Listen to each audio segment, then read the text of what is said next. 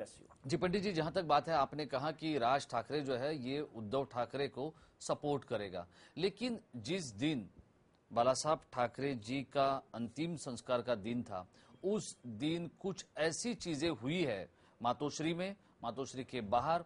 इतना ही नहीं, कुछ टेलीविजन चैनलों ने, कुछ अंग्रेजी टेलीविजन चैनलों ने यहां तक बात चलाई थी, जो कि अपने न्यूज फ्लैश में, कि राज ठाकरे जी अंतिम यात्रा जो थी बाला साहब ठाकरे की, वो आधी अधूरी छोड़कर चले गए।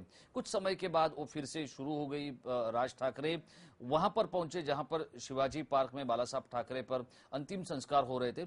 तो ये सारी चीजें जो है, ये पारिवारिक चीजें हैं, हमें टेलीविजन पर इसके लिए बहुत बड़ा खुलासा या बहुत बड़ा जिक्र नहीं करना चाहिए। लेकिन क्या ये सारी चीजें जो है, ये होने के बावजूद राज और उद्धव एक आएंगे? देखिए, दो बातें ध्यान रखिए। ये आपने जो बात की है, ये एक राजनीतिक विश्लेषण है, टेलीविजन के लिए बनी हुई एक स्टोरी हो सकती है, या कहीं ना कहीं उनको थकावट आ सकती है।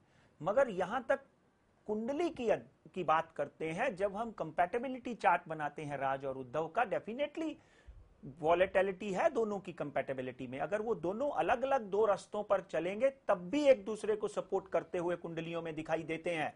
राजेश जी, आप कुछ शोज के माध्यम से भी ये बात का प्रमाण पा चुके हैं कि मैंने ये कई जगह पे कहा, जब सपने में भी नहीं था तो बाला साहब ने बुलाया, राज आए, और उसके बाद उद्धव के लिए भी आए, बाला साहब के लिए भी आए। तो कहीं ना कहीं ये पारिवारिक कष्ट जो है अगले 6 महीनों में खत्म हो जाएगा। और उस कष्ट, बेशक महाराष्ट्र नवनिर्माण सेना अपनी चाल चलती रहे और शिवसेना अपनी चाल चलती रहे, मगर कहीं ना कहीं इनके अंदर एक आपसी प्रेम या एक प्रोफेशनल एडजस्टमेंट दिखाई देती है।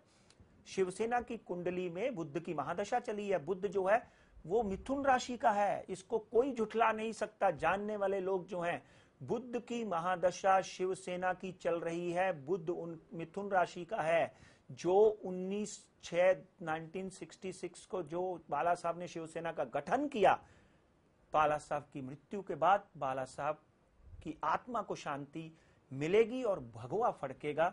ये कुंडली का निर्माण है, मेरा पर्सनल नहीं, ग्रहों की चाल, ग्रहों का वक्तव्य है ये, जिसमें मैं अपने ऊपर कोई जिम्मेदारी नहीं लेता हूं, मगर ये ग्रह कहते हैं, इसलिए ये साफ साफ नजर आता है। और उद्धव भी उसमें योद्धा की तरह बड़े आगे आते हुए दिखाई देते हैं।